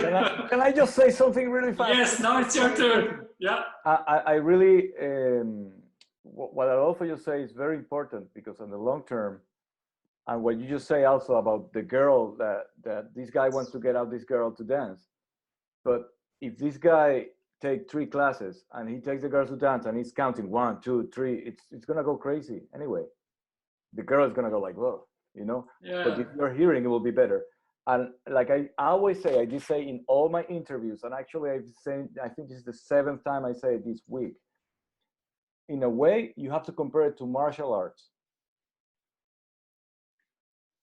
If you're teaching someone, you're going to defend, you know, move your left hand. Okay, move your left hand. If someone comes with a kick, you raise up your elbow. Okay, but life is not like that. When you go out to a fight, they're not going to tell you, hey, remember, you know, lift your hand because there's going to come a kick. It's not like that. Maybe the girl answers different to the way you move.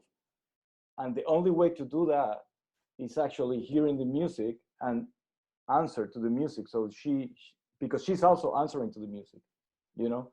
So it's very important to start with the music first, I think. And also thinking, singing. All my students in music and in musicality class and dance class, even though I don't dance, I always teach them Tucupita Chacopata, which is 2 cities in Venezuela. And Svetlana has been to my musicality class, and everyone goes out of the class Tucupita Chacopata, because it's like saying St. Petersburg, Croatia, St. Petersburg, Croatia, and they live with that feeling already.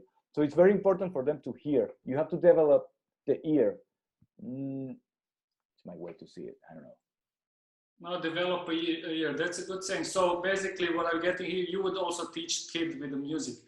I think what I'm kind of, conclusion of this is like we can of course live without the music, and we can dance social dance without the music, but as Joaquin put it, if you develop an ear from it, and obviously for Adolfo is right from the start, for Svetlana is a little bit more, but also it needs to be there, then your dancing is like on the firm grounds, and you can basically develop your dancing much more if you are left out of that music component. And I think that is how we all agree. But do you Adolfo agree that a lot of teachers today don't take a lot of attention to this, and why is that? Because I do think that a lot of teachers agree that the music is important. I mean, without music they cannot dance. But the thing is that most of teachers, they agree the music is important, but it's important as 1, 2, 3, 5, 6, 7, and that's how they develop their methods of teaching, right? But maybe Joaquin, I don't know if you can agree with this. I always say it's not the same when people say you dance some montune on 8, 2, 3, 4, 6, 7, 8. I always say to my students, it's not perfect. You cannot say that someone tune is dance on 8 and 4 because clave is not perfect. You can say, how many people are we in this podcast? There are 4 people. Okay, 1, 2, 3, 4. With numbers, it's perfect. It's 4. Okay, I hope how there many people are more. Hey, no, just to say, right? And if I tell you, can you please count how many claves of people we have here? You cannot count the 4 people that we have with a clave, and clave is not perfect, and the fact that it's not perfect, it makes it perfect. So when you do dance to clave, even if you dance to clave, you have a different flow than if you dance to the numbers. And I don't think there's nobody that could prove it wrong, but at the same time, there's nobody that could explain it as good as, because clave, I was taught 1 and 4, 6, 7.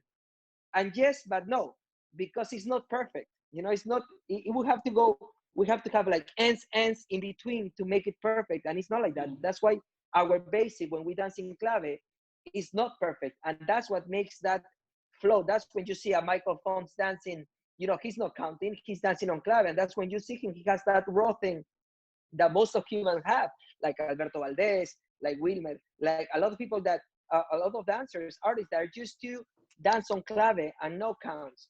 And that's what I love about it. Like now when I'm improvising and social dancing, I use clave instead of counts. And I do New York style, but I realized that that's the beautiful thing about clave, and that imperfection make it look even better, make you have a different flow. That's why it's so important that instructors teach the students to at least understand to dance on clave, to dance on son with sounds, not with numbers, because they're gonna give them that nice flow that people say, oh, he has a nice flow, that flavor in their basic. Yes, because you're dancing to the instrument, you are part of the orchestra, you're dancing like one more instrument when you're doing your basic. You're not doing numbers. Okay, I don't know if I'm if that makes sense or not, okay, but for me that's how we see it. For me it's perfect because now that you talk about clave and tumbao, also the tumbao is subdividing. You're counting 4, and the tumbao is subdividing the 4 and the ends. But when you think about clave, it's tension and release. We go back again to the same sensation, and that sensation of tension, release, it's what making you dance, not the numbers. See? So that's why if you dance someone to it's gonna be a way to dancing, not 1, 2, 3, 4, 5, 3, 8. It's like a rock. So it flows different when you think, or when you hear and feel. More than hear, it's just feeling the clave and the tumbao. You explained it very good. I think it's, for me, it's very important. Actually, that question you made, Vladimir, about the kids. If you take, it's not to be commercial now. For example, Tromboranga is funny. We were talking about Palo pa la Campana, Cha Cha Cha Cha Tu Chac. All those songs are very popular on kids because they dance to it. Cha Cha Cha Cha Tu Chac, a bailar. They dance pa pa pa pa pa pa it's easy to get the beat. It's flowing. Palo para la campana is so popular between kids. I have every day people send me, oh, my kid is singing Palo para la campana and dancing, you know, because they feel it better, and they are not counting. They are not counting 1, 2, 3, 5, 6, 7, 8. No, well, I don't know. For me, yeah.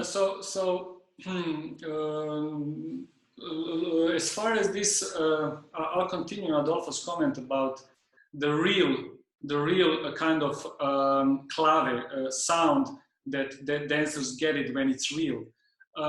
There is a lot of classes internationally, but I know there's a lot of in studios, and especially among Cuban teachers, there are a lot of classes that are being done with live music. In terms of, they have percussion, they have conga bells, claves, and I've seen a lot of Cubans do it kind of, it seems to me, more often. It seems to me that maybe Cubans, is it because they are more connected to their music or something, but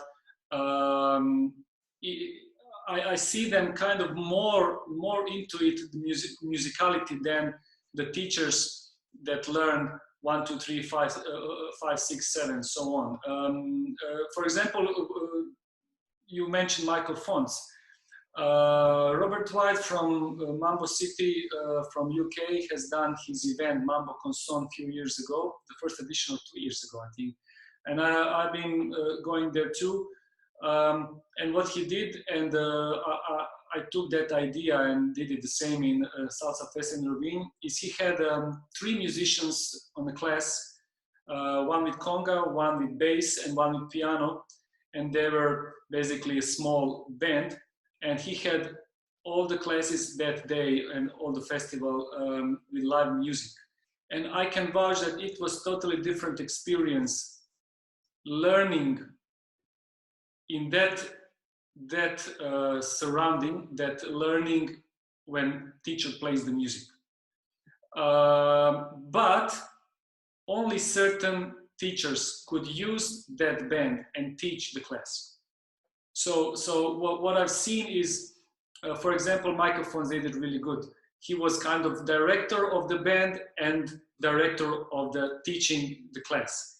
And I understand it takes a lot of effort to get to that level of kind of understanding the music. But I can say that the experience, even for advanced dancers or intermediate dancers who have seen it all, it was totally different than learning dance without it. Even the basics, you kind of want to do the basics with that kind of bass, with that you kind of feel it that way. So it's kind of totally different experience. So do you think maybe what can be done, Adolfo? Do you think we need to make a shift in this, or what do you think about it? About the teaching, the teachers, about the music? Do we need this, or what do you think? I think the thing is, music is everything that we do. So, you know, like, we don't have to know as much music as a musician. If you can, even better. But you need to learn at least the basics of what you do, like you know, like the conga, the clave, the music structure, what is a tempo fuerte, un tempo débil, things that are gonna help you with your teaching, you know, so people can understand you and can understand what they are dancing to. When you only count and you don't do anything else but count, and there's no relation, where it's like we take the music away from everything and we do dancing 1, 2, 3, 5, 6, 7, and that's why then in the nights when you dance, if you put some headphones on and you look at the dance floor, everybody is gonna look like robots. Dude, you can count 1, 2, 3, 5, 6, 7, 1, 2, and then you're gonna see a few, just one here and one there, that you're gonna see that they look different because they're actually dancing to the music. And that's the problem. When you only count, then, you know, the song can say whatever, and that's the main problem, that some DJs put such a bad music, the musical wise, they are so bad as music, but because they can count, they can dance.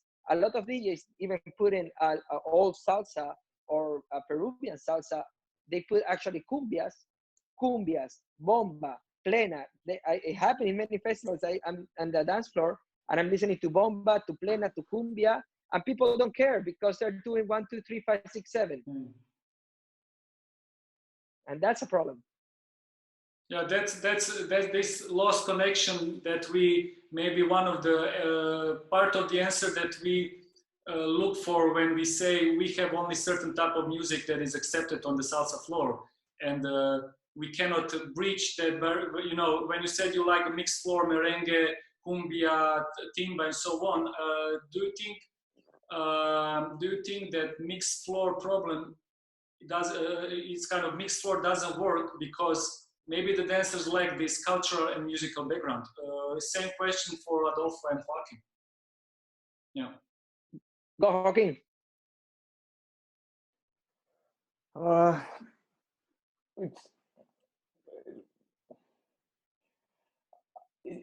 I mean, to see as a social dancer, for me, it's refreshing.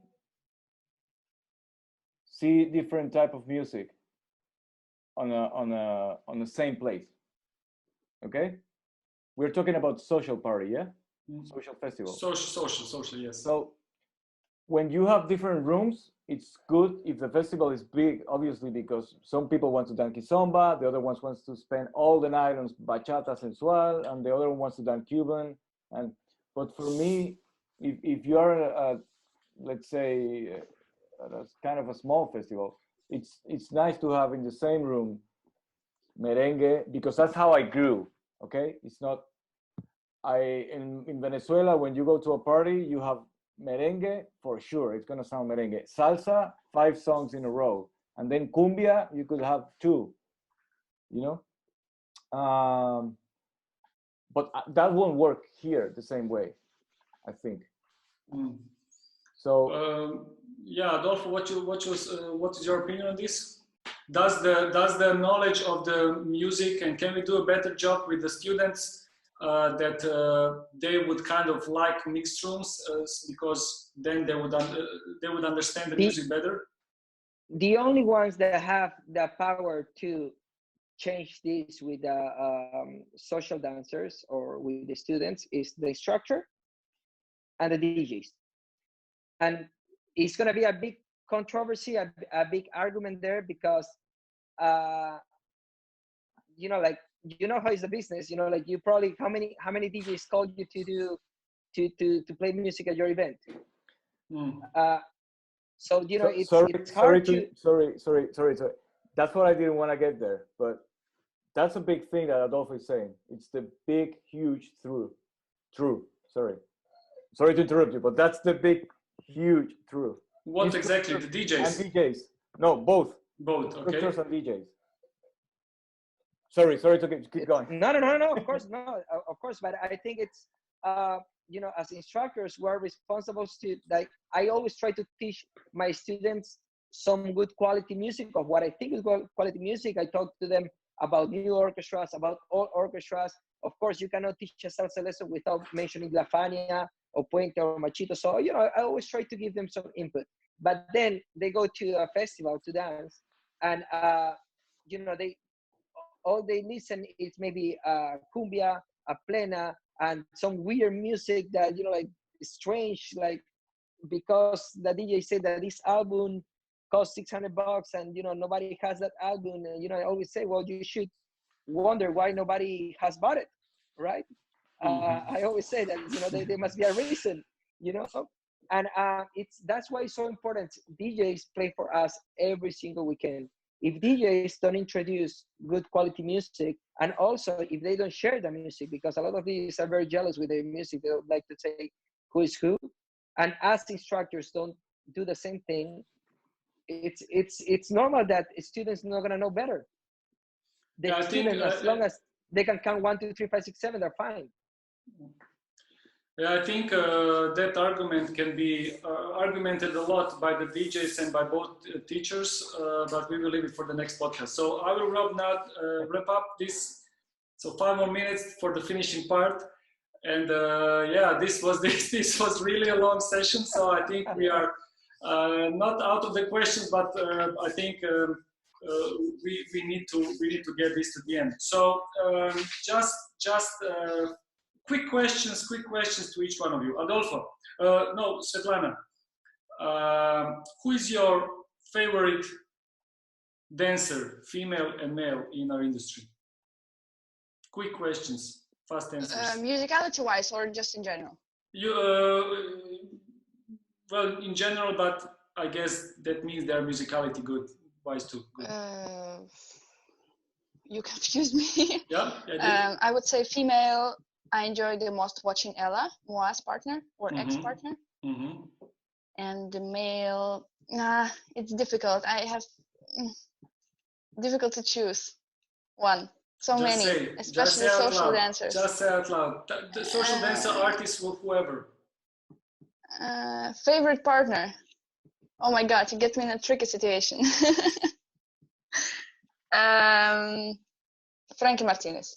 Frankie Martinez, good. And how is your perfect party looks like? Really quick. My perfect party. Perfect party out for the dance party. Full of dancers that understand different kinds of music and different kinds of music. No pre-parties? I didn't think about that. No, it's not that important. Not that important. Okay. But the idea is that you get in couple and you both realize what's going on and what you're going to show. Okay, thank you. Adolfo, best female dancer. This one is tough. I think right now. Your favorite?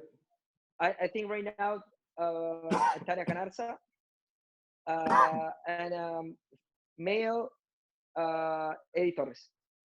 Eddie Torres, good. So, what is your favorite song? Do you have a favorite song? No, impossible, because it depends on the mood I am. It depends on the moment of my life that I connect to a different type of song.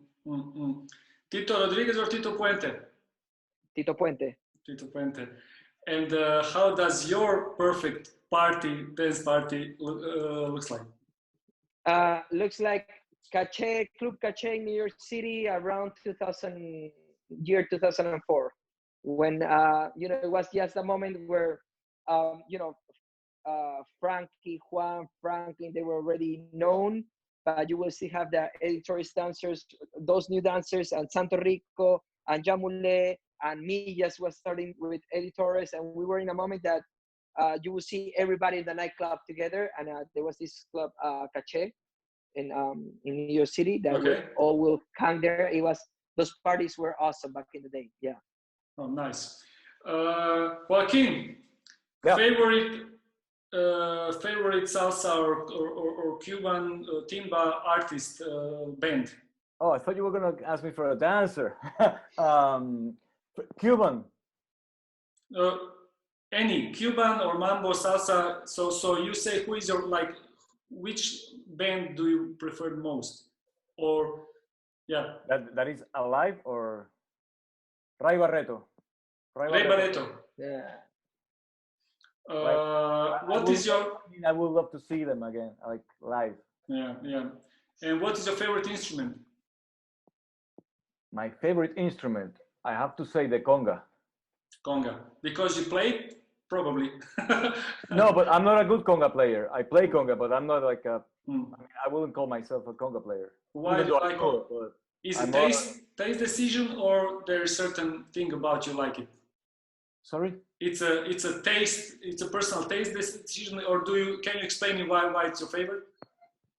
Because it's basically your raw hand touching raw skin, and you are making. It's the more raw instrument that it is. I think it's just nice to feel the sound.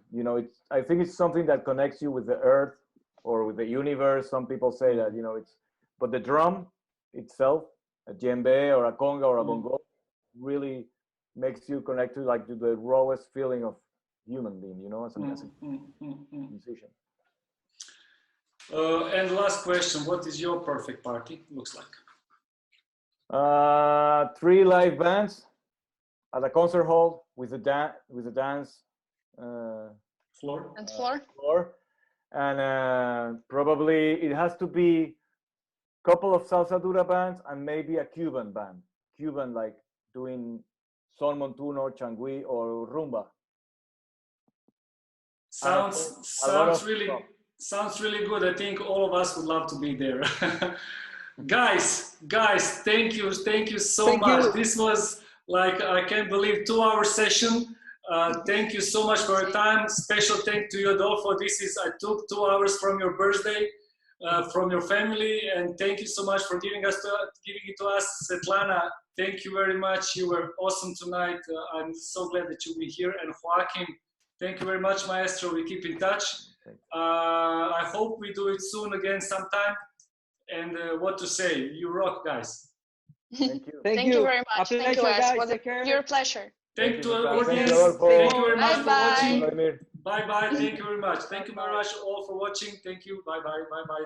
See you next Wednesday.